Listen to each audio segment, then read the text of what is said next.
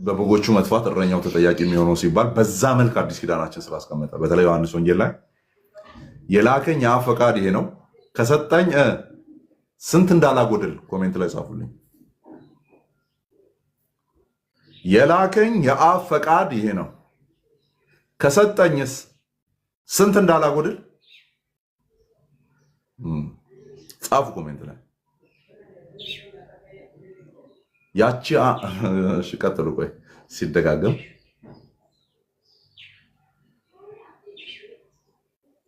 ከሰጠኝ ስንት ሳላጎድል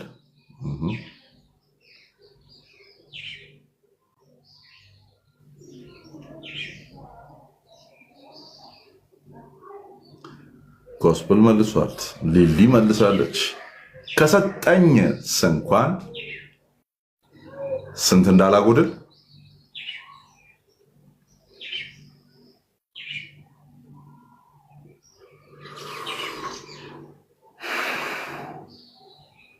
አንድም እንኳን እንዳላጎድል። አሁን እኔ እዛን ቀን ሳወራ ይህንን ክፍል ነው ሳወራ የነበረው። ይህም ትክክል ነኝ። በጣም ብዙ ማስረጃዎችን ማምጣት ይቻላል እሱ ማለት ነው። እና ኢየሱስ ከተሰጡት በጎቹ ኢየሱስ ክርስቶስ የአብን ፈቃድ ሊፈጽም ነው የመጣው። የአብ ፈቃድ ደግሞ ከሰጣቸው እንኳን አንዳቸውን እንዳያጎድል ነው። ስለዚህ የተሰጡት አሉ፣ እነሱ ይጎላሉ ወይ? ይጎላሉ ወይ ነው ጥያቄ። ይጎላሉ ከተባለ ማን ላይ ነው አፍህን እያላቀክ ያለው ነው ጥያቄ እኮ እሱ ነው።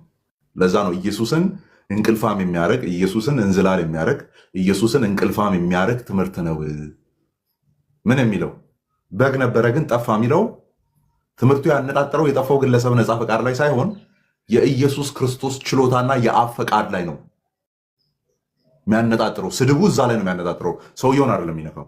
እረኛው ላይ ያነጣጠረ ትምህርት ነው። እሱን የሚናገር እሱን የሚሳደብ ትምህርት ነው። that was the focus የቪዲዮ ፎከስ እሱ ነው። የአብን ፈቃድ ልፈጽም መጥቻለሁ። የላከኝ አብ ፈቃድ ይሄ ነው ከሰጠኝ እንኳን አንዳች እንዳላጎድል በመጨረሻውም ቀን እንዳስነሳው አይደለም ሊጎድል በመጨረሻውም ቀን በስርዓቱ አንተ ካልጎደሉት ነህ አንተ በግ ነህ ተብለህ በመጨረሻው ቀን ራሱ ትነሳለህ ነው ድጋሚ ለክብር ትንሣኤ። ስለዚህ ከመዳን እስከ ክብር ያለውን ነው ኢየሱስ ክርስቶስ የነገረን ሲነግረን። እንዲህ ሊያደርግ ያቀደን አምላክ አይ ይዞናል እኮ ግን እኛ ተንፋቀን ከእጁ ስር አሟልጨን እንወጣለን፣ ወይም እሱ ሲተኛ በጓሮ ወጥተን እንሄዳለን አይነት ትምህርት ነው እዛ ጋር ያለው ነው። አልቀበለውም እሱን። ያው በአንድ በኩል የሰውን ነፃ ፈቃድ የሚያተልቅ የክርስቶስን ሉዓላዊነት የሚያሳንስ አይነት ትምህርት ስለሆነ ማለት ነው። ትክክለኛ በጎች ደግሞ እንትን ውስጥ አይገቡም። ነፃ ፈቃድ አለኝ ለምን ጉድጓድ ውስጥ ዘልዬ አልገባም የሚሉ አይደሉ። ምንድን ናቸው? ዮሐንስ 10 ላይ ድምፄን ይሰማሉ ይከተሉኛል፣ ድምፄን ሲሰሙ ይበረግጋሉ፣ ጉድጓድ ውስጥ ይገባሉ አይልም። ሌላ መጣ አለ ዮሐንስ 5 ላይ ወደ ወደ ዮሐንስ 10 ላይ ቁጥር 15 ከ13 ከ15 ቼክ አድርጉ። ሌሎች መጥተው ነበር አለ። ኦኬ ሌሎች መጥተው ነበረ ግን ምን አላሉም? በጎቹ አልሰሟቸውም። አየህ አልሰሟቸውም። እውነተኛ እረኛ ሲመጣ ግን ድምፁን ይሰማሉ ይከተሉትማል። እኔ ድምፁን ሰምቶ ከሚከተሉት በጎች ውስጥ ነኝ ያለሁት። ድምፁን ሲሰሙ ከሚበረግጉ ፍየሎች ማለት አይደለም ያለሁት። ዳስ ተፖይ በቃ የበግ ባህሪው ምንድነው? የእረኛውን ድምፅ እየሰማ መከተል ነው። የእረኛ ኃላፊነት ምንድነው? ከነዛ ከበጎች አንዲት እንኳን እንዳጠፋ መያዝ ነው፣ ፕሮቴክት ማድረግ ነው። ያው እኛ ቤትም አሉ ይህንን ነገር የሚያምኑ አይደለ? ግን ይዘምራሉ እንደዚህ አይነት መዝሙር ሲመጣ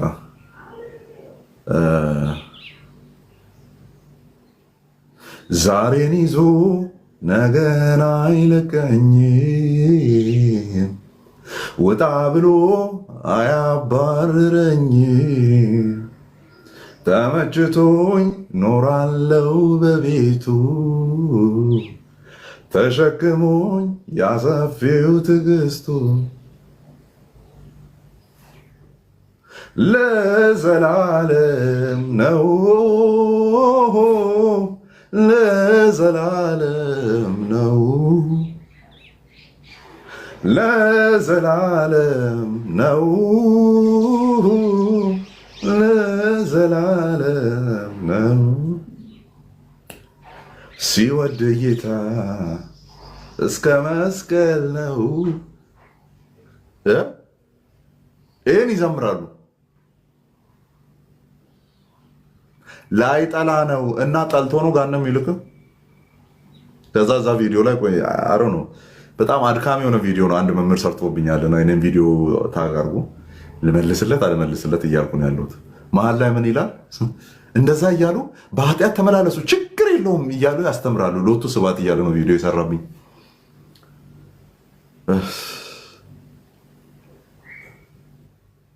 ከባድ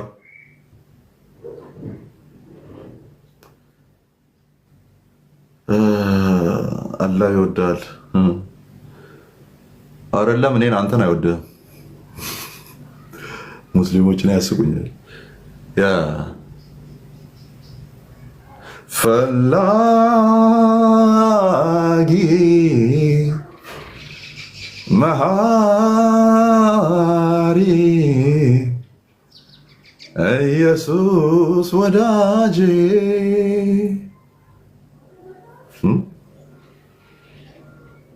ያ ይህንን ይላሉ፣ ግን የምር እያሉት አይደለም። የምር አይሉትም።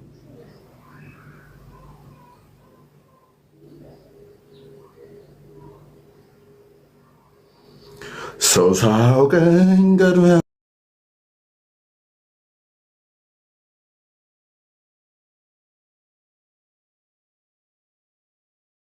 ያወቀኝ ያለኝ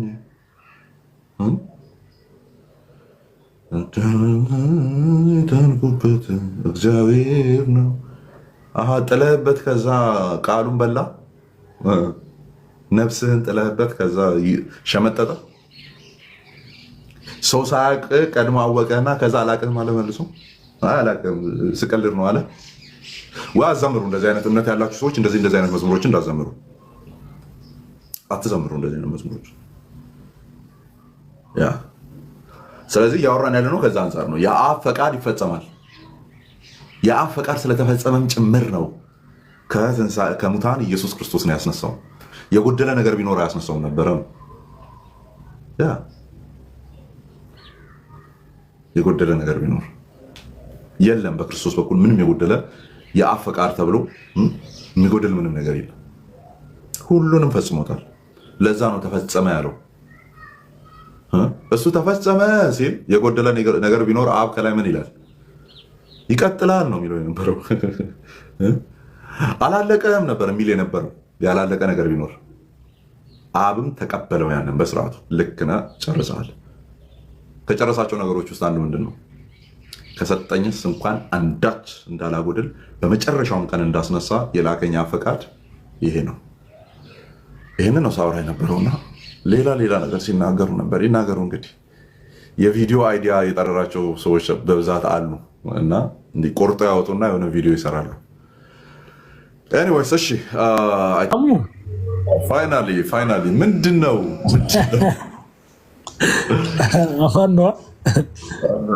ክብሩ ይስፋ የአባትና የልጁ አሜን። አይ ሰው ገው አልተመቸኝም ነበር እኔ ምን መግባት ደግሞ አይሰራም። ገስት ምን እየሆነ እንደሆነ አላወኩም። ጠላት በብዙ መንገድ እየተቃወመ ነው።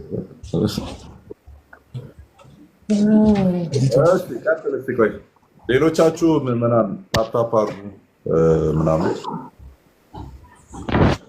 ቦርቀቅ አድርገህ ጠይቀው። ተወለደ ስንል ምን ማለት ነው? ያው ተወለደ ሲባል ያልተፈጠረ እንደሆነ ያው ግልጽ ነው እና ተወለደ ሲባል እንዴት ነው? ምንድን ነው ሀሳቡ? ተባረክ።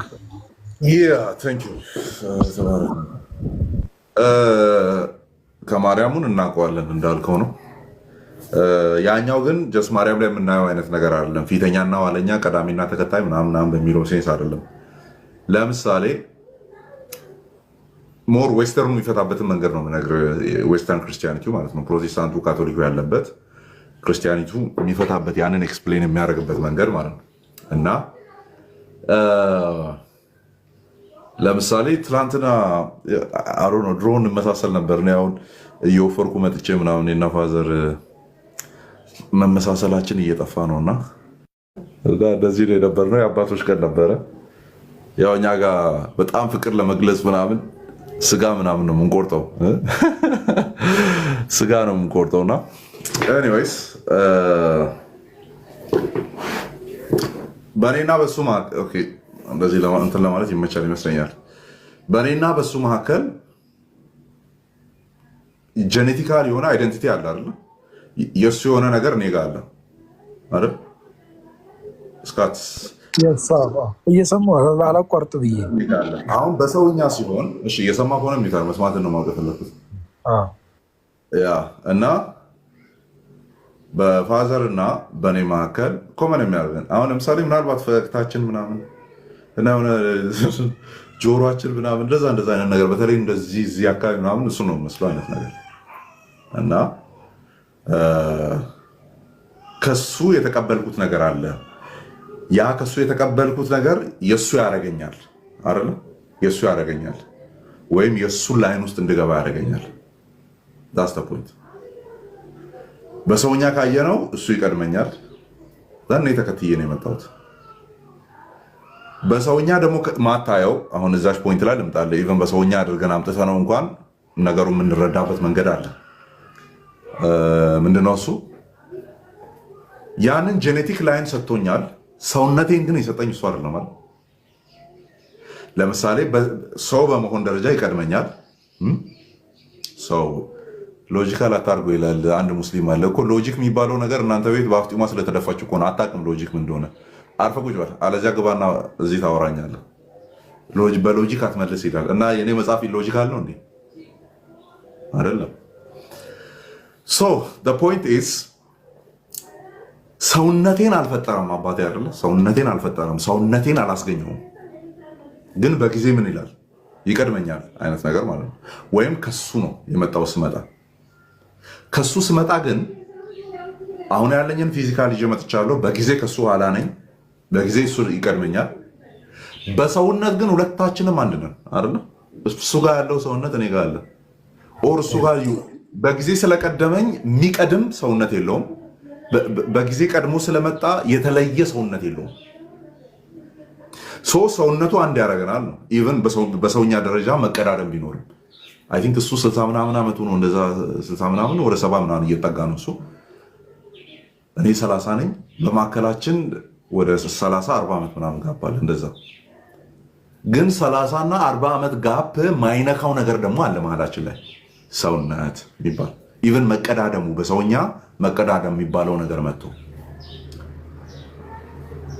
ወደ ኢተርኒቲ ስታስገባ፣ ወደ ዘላለም ስታስገባ፣ ለአብና ለወልድ ስታወራ ግን ከፊት አብ ቀድሞ መጥቶ ወልድ ያልነበረበት ዘመን ኖሮ ተከትሎ መጥቶ ያንን ተከትሎ ቢመጣ እንኳን አሁን ቅድም ከአባቴ ኋላ ተከትዬ ቢመጣ እንኳን ሰውነቴን አልሰጠኝም ያልኩትን አይነት ፍቻ አይደለም ለአብና ለወልድ የምንሰጠው።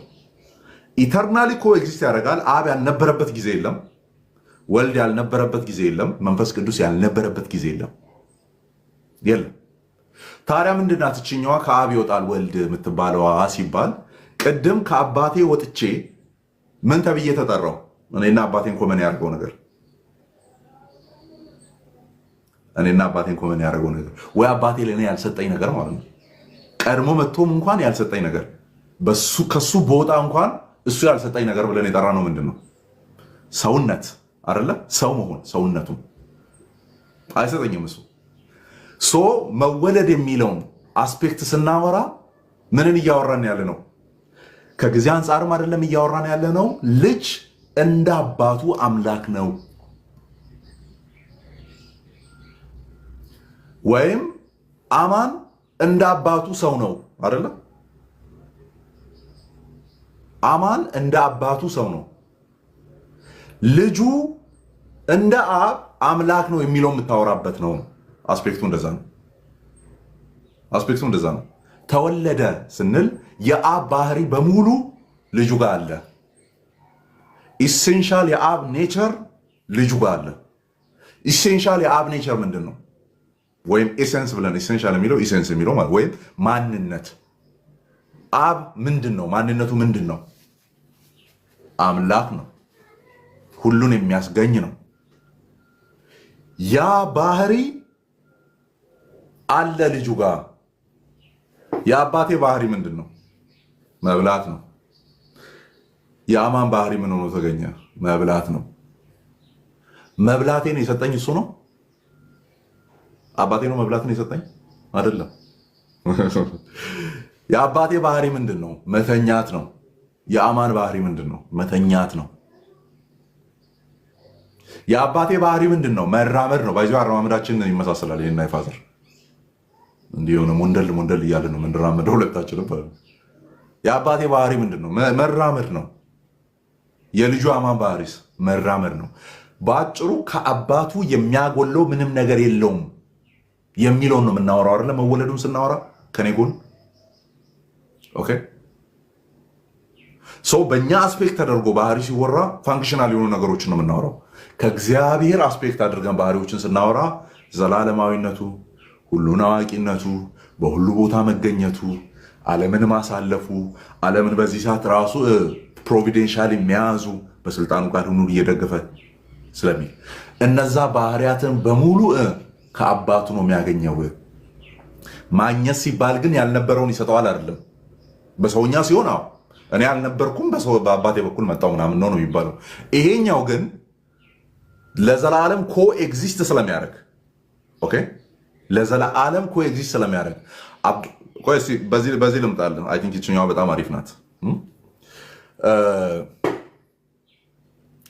እስካት ልጅ የሌለው አባት ታውቃለህ? የለም። እግዚአብሔር ከዘላለም ምንድን ነው? እግዚአብሔር ከዘላለም አምላክ ነው፣ ምንጭ ነው፣ አባትም ነው። እግዚአብሔር ከዘላለም አባት ከሆነ ከዘላለም ምን አለው? ልጅ አለው። የሚገርም ነው። ሃሌሉያ። አባት ያልሆነበት ጊዜ ኖሮ አያውቅም። ስለዚህ ልጅ ያልነበረው ጊዜ ኖሮ አያውቅም ማለት ነው። ስካት ሰፋ አድርጌያለሁ እንግዲህ እንደ ሰባኪነቴ። ኧረ በጣም ዛሬ እየባረከኝ ነው አማን ጌታ። በእውነት ጌታ ይባርክ። የአሁኑ ደግሞ በቃ ሌላ ታሪክ ነው የራሱ። እኔ በጣም ለእኔ የሚገራርም ሬቭሌሽን እየሆነልኝ ነው ለእኔ። ጌታ ይባርክ። ግን ያው በዚሁ የምትቀጥል ከሆነ እኔም እየጠየቅኩ ትቀጥላለህ። በቃ ሰው ሌላ ደግሞ ጥያቄ የሚነሳው ይህ እንኳን ከኔ አይደለም፣ ግን አሁን ጠይቅልኝ ያሉት በብሉይ ኪዳን ሲገለጥ የነበረው ጌታ ኢየሱስ ነው ወይስ እግዚአብሔር አብ ነው? ሙሉ በሙሉ ሲገለጥ የነበረው እና የሆነ ሰዓት እንደውም ትዝ ካለ እንትን ላይ አዳምና ሔዋን የነበሩ ሰዓት የዛኔ ሲያወራቸው የነበረው አዳም ወዴት ነህ ሲለው የነበረው ፐርሰኑ ያ እግዚአብሔር አብ ነው ወልድ ነው መንፈስ ቅዱስ ነው የተገለጠው የሚለውን ጠይቀዋል። ተባረክ። ያማን ደስ የሚሉ ጥያቄዎችን የጠየቅ ነው ባይዞ እና የጥንት አይሁድ ረቢዎች በቃ የሚገርም አይነት እንትን አላቸው፣ አንደርስታንዲንግ አላቸው። ብሉይ ኪዳን ላይ የሚገለጠው ማን ነው? የእስራኤል ሽማግሌዎች አዩት፣ ያህዌን አዩ፣ የእስራኤልን አምላክ አዩት ነው የሚለው ባይዞ። ከዛ ሌላ ቦታ ላይ ሄደህ ስታይ እግዚአብሔርን ማንም አይቶት በህይወት የሚኖር የለም ይላል። በህይወት አይቶት በህይወት የሚኖር ከሌለ አዩት ለምን ተባለ? እነ ማኑሄ ምናምን የነ ሳምሶን አባትና እናት ምናምን እግዚአብሔርን አይተነዋል አይደል አሉት። አይተነዋል። ሊገለን ወዶ ቢሆንስ ኖሮ ለምን ራሱን ገለጠልን ምናምን ይሉ ነበረ። እንዴ አንተ ትቀልዳለህ። እነዚህ በአካል ነው ያዩት። በራእይ ያየው ኢሳያስ ራሱ ሲደነግጥ እናያለን። አይኖቼ የሰራዊት አምላክ እግዚአብሔርን አይተዋልና ወየውልኝ። አይደለም በአካል አይተ በራእይ ስታይ ራሱም ያስፈራ ነው። ስፕለንደሩም ያስፈራ ነው። ፕሬዘንሱም ያስፈራ ነው። ከባድ ነው ነው እንደዛ ከሆነ ኦኬ፣ ማሳረጊያው አዲስ ኪዳናችን ላይ መቼም ቢሆን አይደለ ማንም እግዚአብሔርን አይቶት የሚያውቅ የለም። ዮሐንስ ወንጌል ምዕራፍ 1 ቁጥር 18 መቼም ቢሆን አዲስ ኪዳናችን ባይመጣ ብሉይ ኪዳን ላይ ያሉ አንዳንድ ሀሳቦች በጣም ነበረ ለመፍታት የሚያስቸግሩን የሚሆኑ የነበሩት፣ በጣም ብለር የሚሆንብን የነበሩት። መቼም ቢሆን እግዚአብሔርን አይቶት የሚያውቅ የለም። አዎ መቼም ቢሆን እግዚአብሔርን አይቶት የሚያውቅ የለም። ጆባ ዊትነሶች ይከራከራሉ ያችን ክፍል ይዘው። መቼም ቢሆን እግዚአብሔርን አይቶት የሚያውቅ የለ። ኢየሱስ ታይቶ ከሆነ ኢየሱስ አምላክ አይደለም። ያው እነሱ ፍጡር ነው፣ አርዮሳዊ ትምህርት ስለሆነ የሚከተሉት ማለት ነው። ቀጥታ አርዮስን ነው ባይዞ የሚከተሉት፣ ትንሽ አሻሽሉ ማለት ነው። መቼም እግዚአብሔርን አይቶት የሚያከል የለ። ኢየሱስ እግዚአብሔር ከሆነና ታይቶ ከሆነ ደን ኢየሱስ ክርስቶስ እግዚአብሔር አይሆንም የሚል አርጊመንት አላቸው። ዮሐንስ ወንጌል ምዕራፍ 1 ላይ ያለውን እንይዘውና ወደ ብሉይ ኪዳን ሄደን እንፍታው። ዮሐንስ ወንጌል ምዕራፍ 1 ላይ ቁጥር 1 ቃል ነበረ፣ ቃልም ከእግዚአብሔር ጋር ነበረ። ስለዚህ ቃልና እግዚአብሔር ተብሎ የተጠሩ ሁለት አካላት አሉ። ዳስ ፖይንት አለቀ።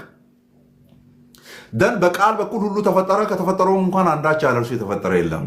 ሁሉ በእርሱ ሆነ፣ ከሆነውስ እንኳን አንዳች ያለ እርሱ የሆነ የለም። በማን? በቃል። ስለዚህ ቃል ፈጣሪ ነው።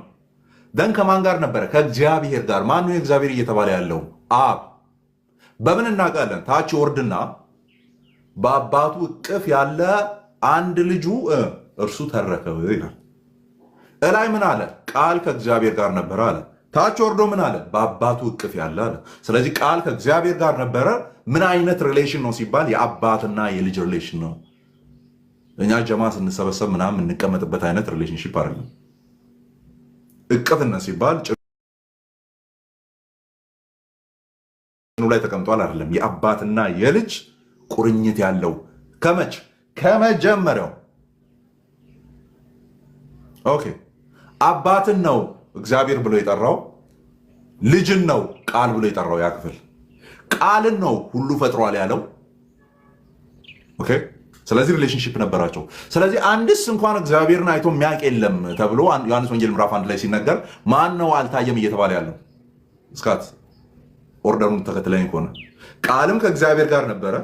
ቃል ኢየሱስ ነው። እግዚአብሔር የተባለው አብ ነው። በምን እናውቃለን? ታች ወርዶ በአባቱ እቅፍ ያለ አንድ ልጁ ተረከው ስለተባለ። ስለዚህ መቼም ቢሆን እግዚአብሔርን አይቶት የሚያውቅ የለም ሲባል ማንን አይቶት የሚያውቅ የለም የሚል ትርጉም እናገኛለን? አብን። ብሉይ ኪዳን ላይ እግዚአብሔር ታይቷል የተባለበት ቦታ ሁሉ ላይ ማንን አስገብተን መፍታት እንችላለን? ኢየሱስ ነው ሲታይ ነበረው። ሶፉሊ በቃ ጌታ ኢየሱስ ነው ሲታይ ነበረው ማለት ነው። ጌታ ኢየሱስ ነው ሲታይ ነበረው። ምክንያቱም መቼም ቢሆን አብን አይቶ የሚያውቅ የለም መቼም። ስለዚህ እግዚአብሔር ታይቷል የተባለባቸው ክፍሎች ላይ በሙሉ ወልድ ነው ይዘን የምንመጣው። ለምን? እርሱ የክብሩ መንጸባረቅና የባህሪው ምሳሌ ነው። ኦኬ እሱ የክብሩ መንጸባረቅና የባህሪው ምሳሌ ነው። ያ የባህሪው ምሳሌ ሆኖ የሚገለጠውን የሚታየውን ኢየሱስ ነው ብለን ነው የምንፈታው። እሱ ነው። ስለዚህ ሙሴ ከ72ቱ ሽማግሌዎች ጋር ተራራ ላይ ወጥቶ እግሮቹ መስተዋት ላይ እንደቆመ እንደ ነሐስ የሆነ ፊቱን ማንም ሊያይ የማይችል በፊቱ የበሉና የጠጡት የእስራኤልን አምላክ ያህዌን አይተናል ያሉት ኢየሱስን ነው። ኢየሱስ ነው። ያኛው አይታይም። አብ መቼም አይታይም። በመልአክ መልክ ይገለጥ ነበር። መልአክ ነው አይደለም፣ በመልአክ መልክ ይገለጥ ነበር። ዘጸአት 3 ላይ ያለው፣ ኢያሱ ምዕራፍ 5 ላይ ያለው፣ ማኑሄ ላይ እንደውም የማኑሄን በደንብ ማገናኘት እንችላለን። ሳምሶን የተወለደ ጊዜ ላይ ያለው። እስቲ የኢየሱስ ስሞች መካከል ኦር መገለጫዎች ሄደን እንመልከት። ለምሳሌ ኢሳይያስ ምዕራፍ 9 ላይ ያለው ሕፃን ተወልዶልናል፣ ወንድ ልጅም ተሰጥቶናል፣ አለቅነትም በጫንቃው ላይ ይሆናል። ስሙም ስም ማለት ምንድን ነው? መገለጫ፣ ስልጣን፣ ድርጊት አይደለ? እንደዛ ነው። ስም ማለት እንደዛ ነው። ስሙም ድንቅ፣ መካር፣ ወንደርፉል ካውንስለር፣ መካር፣ ኃያል አምላክ መገለጫው፣ የዘላለም አባት፣ የሰላም አለቃ ተብሎ ይጠራል። ይሄ ወንድ ልጅ ሆኖ በስጋ የሚገለጠው ከአብ የተሰጠን ስጦታ ምንድን ነው? ድንቅ ነው። ኢዝ ወንደርፉል። መካር ነው፣ ካውንስለር ነው፣ በምክሩ የሚያበረታ ማለት ነው። ኃያል አምላክ ነው፣ የዘላለም አባት ነው። ወልጅ ሰሶች እዚህ ጋር ይመጡና ይኸው አብ ነው ይላሉ። አብ አይደለም፣ ከዘላለም አባት ነው አይደለም፣ የዘላለም አባት ነው። ዘላለምን ኦን ያደረገ ነው፣ ዘላለምን ያስገኘ ነው። የዘላለምን በርዝዴ የሚያውቀው ኢየሱስ ነው። ኢየሱስ ዘላለም ውስጥ አይደለም ያለው። የዘላለምን ልደት ቀኗን የሚያውቀው ኢየሱስ ነው። ኦኬ፣ የዘላለም ሃፒ በርዝዴይ ቱ ዩ ማለት ይችላል ኢየሱስ ክርስቶስ ዘላለምን ማለት ነው። ኦኬ፣ ነገር ግን ዘላለም ኢየሱስን ሃፒ በርዝዴይ አትለውም። እሱ ነው የሚቀድማት፣ እሱ ነው ያስገኛት፣ እሱ ነው ያስገኛት። ስለዚህ የዘላለም አባት ነው። አባትነት ምንጭነት ነው። ኦኬ፣ አባትነት ምንጭነት ነው። ስለዚህ የዘላለም ምንጯም ይሄ የተሰጠን ወንድ ልጅ ነው። እሱም ድንቅ የሆነ መካር የሆነ ኃያል አምላክ የሆነ ኦኬ፣ እሱ ነው ዘላለምንም ያስገኛት፣ የዘላለምን ባለቤት ነው። ኦኬ፣ አቢ አድ ማለት የዘላለም አባት ወይም ዘላለምን ያስገኛት የሚል ትርጉም ስላለው ኦኬ፣ ከነዚያ ስሞች ወይም መገለጫዎች ወይም ስልጣኖች ስም የሚለው በዛ ስለሚፈታ ውስጥ አንዱ ምንድን ነው? አሁን የመጀመሪያው ምንድን ነው? ድንቅ ብሎ ነው አይደል የጀመረው? እስካት ድንቅ፣ ከዛ መካር፣ ድንቅ ነው። ኦኬ፣ ይሄ የሚወለደው ልጅ ድንቅ ነው። ወንደርፉል አይደል? ኢዝ ወንደርፉል፣ ድንቅ ነው። እነ ማኑሄ ቤት መልአክ መጣ ነው አይደል የሚለው? እነ ማኑሄ ቤት መጀመሪያ ለሚስቱ ተገለጠ። ከዛ ሚስቱ ሄዳ ለባሏ ለማኑሄ ነገረች። ከዛ እባክህን የተገለጥከው አንተ ከሆንክ ላክልን መልሰህ ተባለ። ደን መልአኩ ተመልሶ ይመጣል። ከዛ ኢንስትራክሽን ይሰጣቸዋል፣ ሳምሶን ምን አይነት አስተዳደግ ማድረግ እንዳለበት። ከዛ ተመልከትልኝ ምን እንደሚል፣ ክፍሉን ገብታችሁ ይዩት። የተናገርከው ቃል በሆነ ጊዜ እንድናስብህ ስምህ ማን ነው አሉት። አርጅተናል፣ ልጅንም እናስብበት ጊዜ ላይ አይደለንም ያለ ነው። ነገር ግን ያልከው ቃል የተፈጸመ ጊዜ መልአኩ እንደዚህ ብሎ ነበረ እንድንል ስምህ ማን ነው ተብሎ ሲጠየቅ ስሜ ምንድን ነው ብሎ ነው የመለሰው? እስካታስታውሳለህ? መልአኩ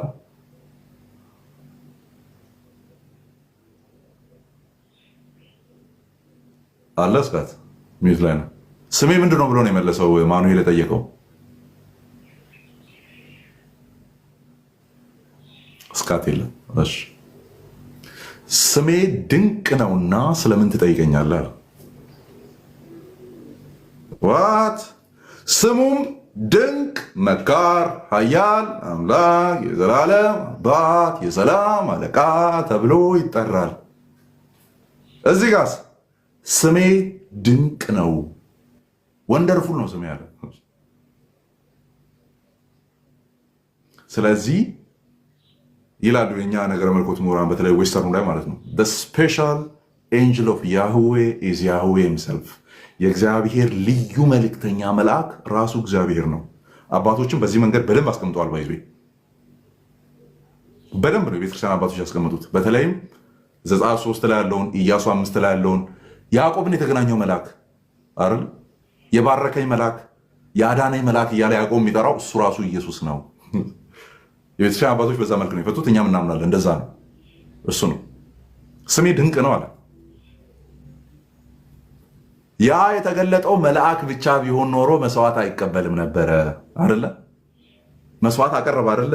ጠቦት አርዶ በዛ መስዋዕት በኩል በጭሱ አድርጎ አረገ ነው የሚለው፣ ሄደ ነው የሚለው። ኦኬ ሄደ። መልአክ ፍጡር ቢሆን ኖሮ ያችን መስዋዕት አይቀበልም ነበረ። እግዚአብሔር ስለሆነ ተቀበለ፣ ይዞት ሄደ ማለት ነው። ወልድ ስለሆነ ተቀበለ። ስለዚህ ብሉይ ኪዳን ላይ ሲገለጥ የነበረው ታየ ከተባለ የሚታየው ኢየሱስ ነው የሚሆነው። ምክንያቱም አብን መቼ ቢሆን ያየው የለም። እችን ልጨምርና ልጨርስ። አብ ይናፍቀሃል ወይ? እስካት አለ በመሀል ልጅ ነበር አለው አማኒ አብ ይናፍቀሃል ወይ ብላችሁ ጠይቁኝ። አብ ይናፍቅሃል? አብ ይናፍቅሃል ወይ?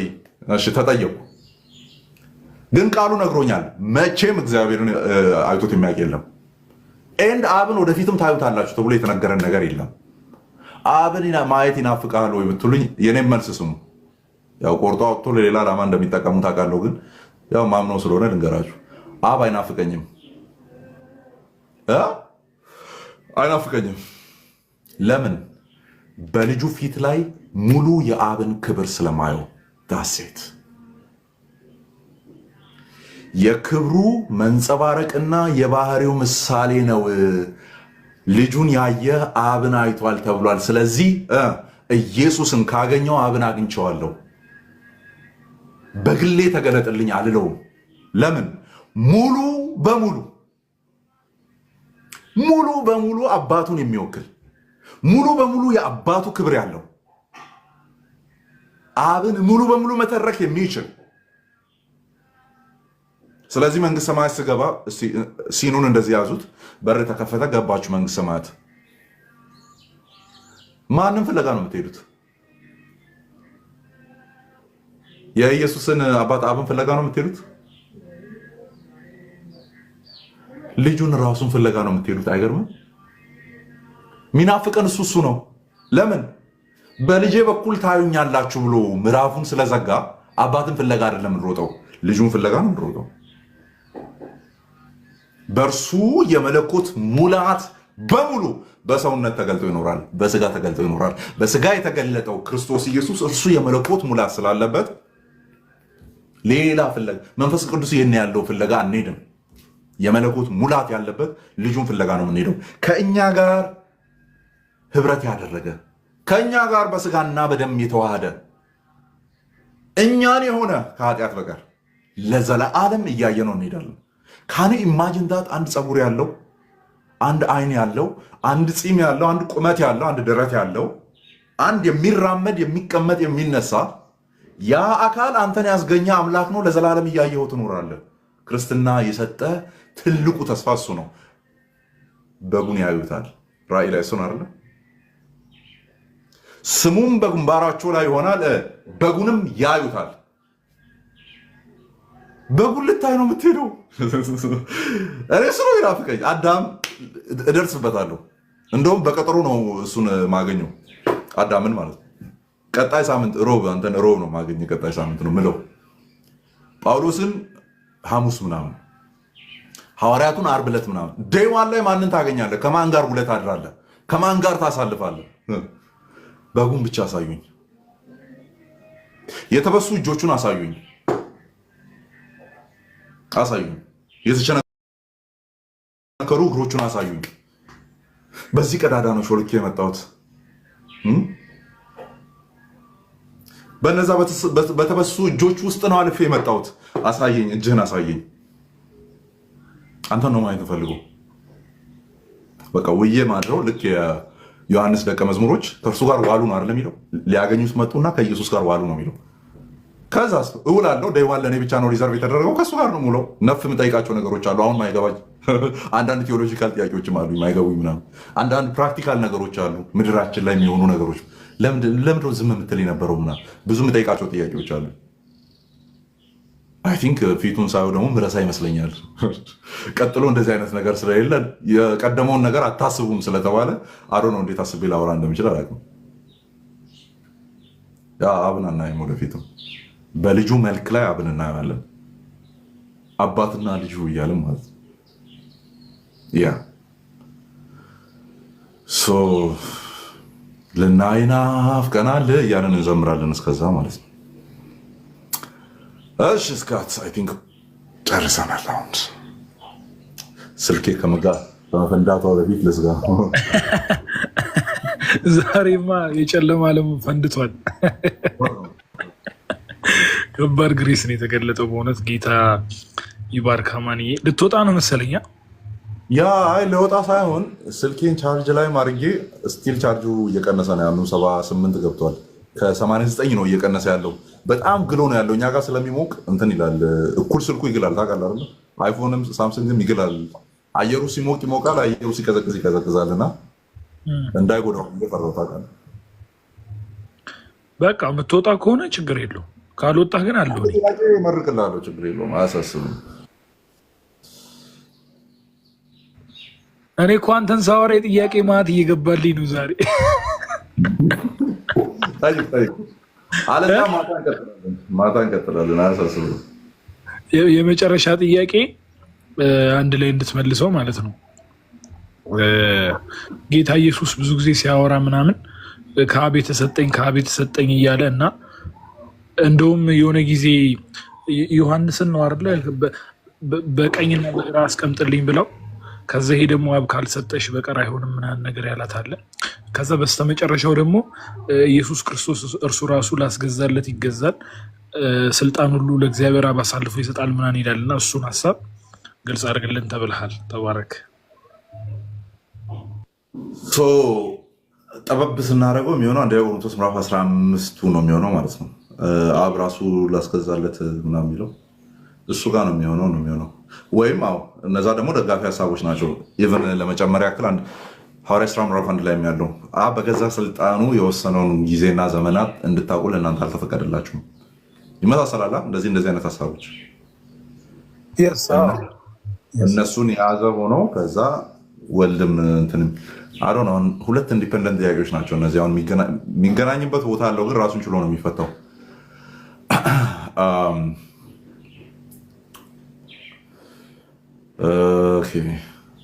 ከየትኛው ልጀምር እያልኩ ነው ያለው። ከእንትኑ ልጀምር። አንደኛ ቆሮንቶስ ምዕራፍ 15 ላይ ያለው ሁሉም በየራሱ ተራ ይሆናል። የትንሣኤ ምዕራፍ ተብሎ የሚጠራ ነው አንደኛ ቆሮንቶስ ምዕራፍ 15። እዛ ላይ የሚደረገውን ነገር ነው የሚያወራው፣ እየተናገረን አሬት እያደረገን ይመጣው። ኢየሱስ ክርስቶስን ምዕራፍ 15 ቁጥር 19 ጀምሮ ከፊተኛው አዳም ጋር ነው እያነጻጸረ የሚወርደው። ፊተኛው አዳም አመፀ፣ ሞትን ይዞ መጣ። ኋለኛው አዳም ሕይወትን ይዞልን መጣ። ፊተኛው አዳም፣ ኋለኛው አዳም፣ ፊተኛው አዳም። ስለዚህ ሁለት አዳሞችን ነው እያነጻጸረ ያለው። ፊተኛው አዳም ባለመታዘዝ አመፅን፣ በአመፅም ሞትን። ኋለኛው አዳም በመታዘዝ ሕይወትን፣ በሕይወትም የዘላለም ሕይወትን ለነፍሳችን ድነት የዘላለም ሕይወት በሚመጣውም ዓለም ራሱ ሴኪውር የተደረገ ያኛው ዲስትራክሽንን፣ ያኛው ጥፋትን፣ ይሄ ደግሞ ድነትን አመጣ ነው። ፖይንቱ ይሄ ነው። ያኛው የሚበሰብስ ነው፣ ወደ ሞት ይዞ መሄድ ነው። ይሄኛው ደግሞ በህይወት የበቀለ ነው። በመበስበስ ይዘራል፣ የፊተኛው አዳም ተብሎ የጠራው። ከዛስ በኃይል ይነሳል።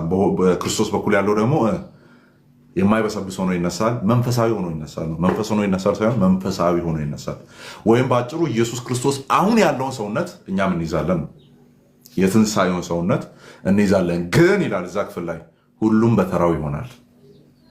ኦኬ፣ በተራው ሲሆን ይሄ ኋለኛው አዳም በስጋና በደም ከኛ ጋር የተካፈለው ኢየሱስ ክርስቶስ አምላከ ወሰብ የሆነው አምላክም ሰው የሚሆነው ማለት ነው፣ በአንድ አካል የተገለጠው እርሱ ኋለኛው አዳም ተብሎ እየተነገረን ካለ መታዘዙ ነው እየተወራለት ያለው። በስጋ ተገልጦ ያደረገው ነገር ነው እየተነገረን ያለው።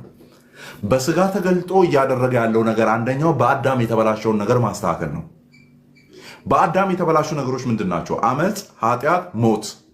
በክርስቶስ የሚስተካከሉትም አመፅ በመታዘዝ፣ ሞት በህይወት፣ ፍርድ ደግሞ በዘላለም ድነት ማለት ነው። በዚህ መልክ ይስተካከላሉ። ኦኬ፣ ሰው ያኔ ሲፈጠር ሰውን በመልካችን እንደ ምሳሌያችን እንፍጠር፣ የመጀመሪያውን አዳምን ማለት ነው። የባህር ዓሦችን፣ የምድር ወፎችን፣ በምድር ላይ የሚንቀሳቀሱትን ሁሉ ምን ይበሉ? ይግዙ። ገዥነት ጭምር ተሰጥቷል። የእግዚአብሔርን ሪፍሌክት እንዲያደርጉ የእግዚአብሔር ነጸብራቅ እንዲሆኑ ተደርገው ነው የተፈጠሩት። ያንን ምን አሉ? አጡት። በምን ምክንያት? በኃጢአት ምክንያት። ከእግዚአብሔር ጋር ያላቸውም ያንን ገዥነት የሰጠው ማን ነው? እግዚአብሔር ነው የሰጣቸው። ከዛስ በኃጢአት ምክንያት ያንን ዲስቶርት አደረጉ። ጠፍቷል ሳይሆን ተበላሽቷል። አለ ግን ብለር የሆነ ነው፣ የተበላሸ ነው።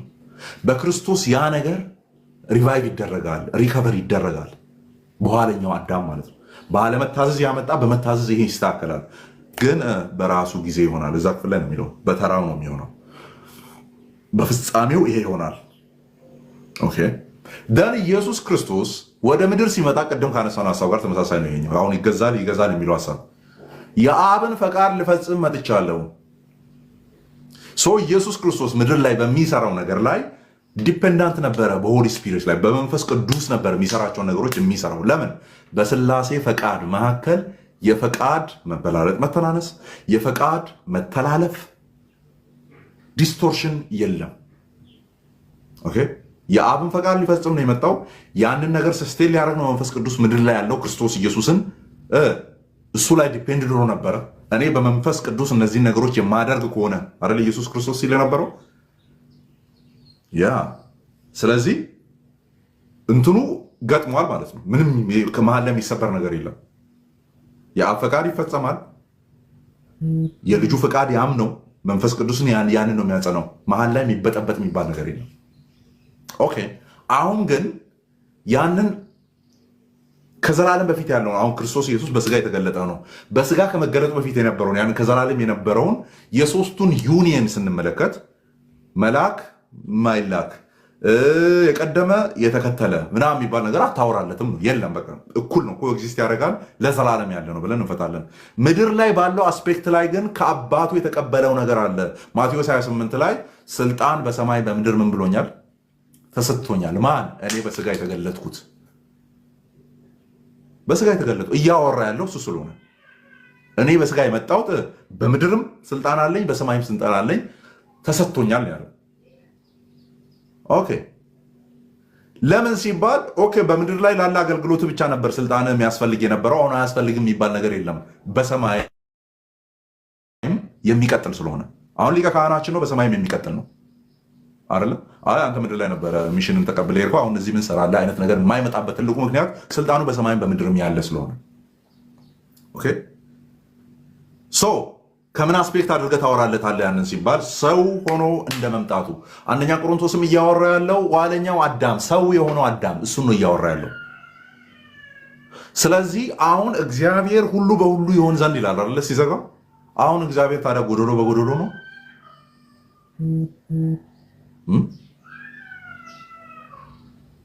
እግዚአብሔር ጎዶሎ የጎደለው ነገር አለ?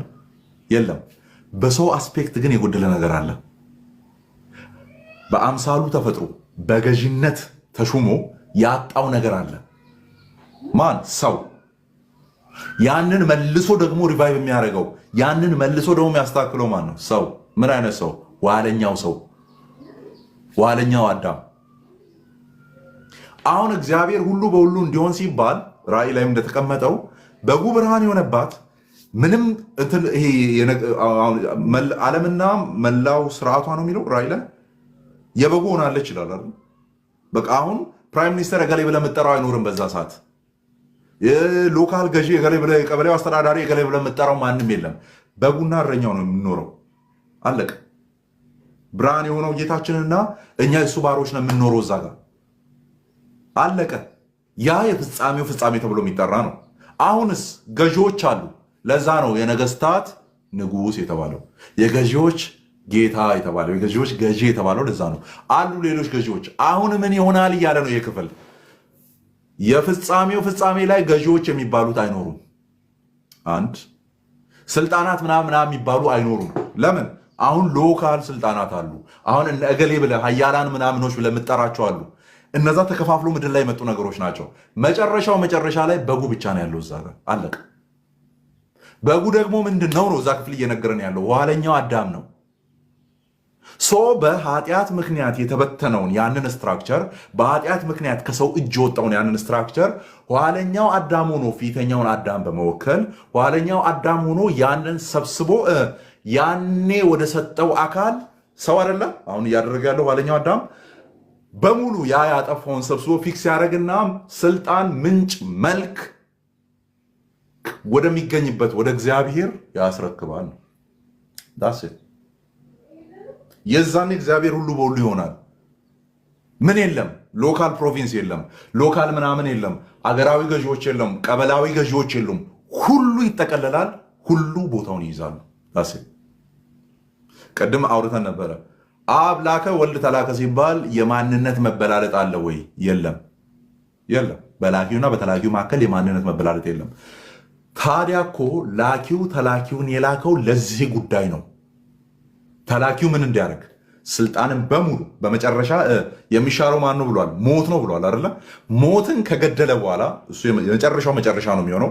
ሞቷል በእኛ ላይ ግን እኛ ላይ ምን ይሆናል? ተራ በተራ ነው የሚሆነው። የአካል ትንሣኤ ገና ሀፕን ስላላደረገ አይደለ?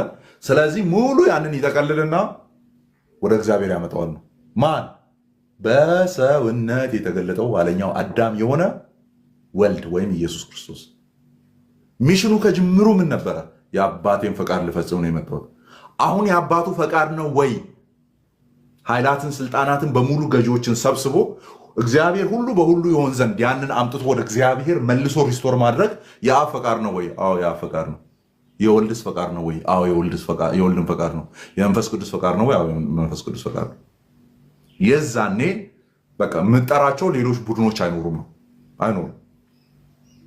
ሞት ይሻራል። ሞት ላይ ስልጣኑን ያሳየው ኢየሱስ ክርስቶስ ነው። ኢየሱስ ክርስቶስ ነው። ሞት ሆይ መውጊያ የታለ? ሲኦል ሆይ ድል መንሳት የታለ ይባላል።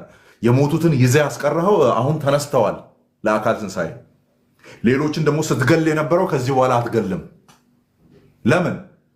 ገለህ ሞቶልህ ደን አስቀረዋለሁ ስትል የተነሳ ጌታ አለ። ስለዚህ ያንን ሞትን ምናምን የተባለውን በሙሉ የሰው ልጆች ላይ የመጣውን ነገር ሪቨርስ ያደርገዋል ነው ፖይንቱ። ይገለብጠዋል። ለምን? ኦሪጂናሊ የእግዚአብሔር ፈቃድ ይሄ ስላልነበረ በኃጢአት ምክንያት የመጡ ነገሮች ስለሆኑ እነዚህ ያ ስለዚህ አሁን ላስገዛለት ሁሉን ላስገዛለት ሲባል ነገር ያለው በተስጎ የሆነውን ነገር ነው የምናወራው። ሁሉን ያስገዛለት ስንል ቃልም ስጋ ሆነ የሚለው ጋር ጅምሮ ያለውን ነው የምናወራው እንጂ አምላክ ለአምላክ ይህንን ግዛ ይህንን አትግዛ ከዚህ እስከዚህ ያለው የኔ ነው ምናምን የሚባል ነገር አይወራለትም። የለም። የሚወራለት ማን ነው? ኢየሱስ። ለምን? በስጋ የተገለጠ ስለሆነ። በስጋ የተገለጠ ስለሆነ ሊሚቴሽኖች ይወሩለታል። ራበኝ ይወራለታል፣ ጠማኝ ይወራለታል፣ ተኝቻለሁ ይወራለታል። ለምን? በስጋ የተገለጠ ስለሆነ። እዚህ ጋስ ላስገዛለት በዚህ ስጋ ተገልጦ እነዚህ ነገሮች እንዲያደርግ እቅዱን ላወጣ ብለመያዝ ትችላለህ። ለእሱ ምን ይላል? የሰው ልጆችን በሱ በኩል የመጡትን ኋለኛው አዳም ሆኖ እሱ አስከትሎ ይዛቸው የመጣቸውን ግለሰቦችና አማኞችን በሙሉ ወክሎ የሚከፋፈል መንግስት የለም፣ የሚከፋፈል ስርዓት የለም፣ ሁሉ በሁሉ ነህ የሚለውን ነገር ወደ አባት ያመጣና ሁሉ ፍጻሜውን ያገኛል ማለት ነው። ያ ማለት ግን አባት ልጁ ላይ ልክ አሁን መጥቶ የእኛን ወክሎ ኋለኛ አዳም ሆኖ መጥቶ ሲያስረክብ ባለው አይነት ሴንስ አባት ልጁ ላይ እንደዛ ገዢ ሆኖ ይቀጥላል ምናምን የሚል አይነት ትምህርት ደግሞ የለም። ለሰው ልጆች አስፔክት እየተወራ ያለ ነገር ብቻ ነው። በአዳም የተበላሸውን ነገር ስለማስተካከል እየተወራ ያለ ነገር ብቻ ነው ማለት ነው እዛ ጋ ያለው እና ከስጋዊ አንጻር ብቻ ነው የምታወራው። ያንን ስታወራ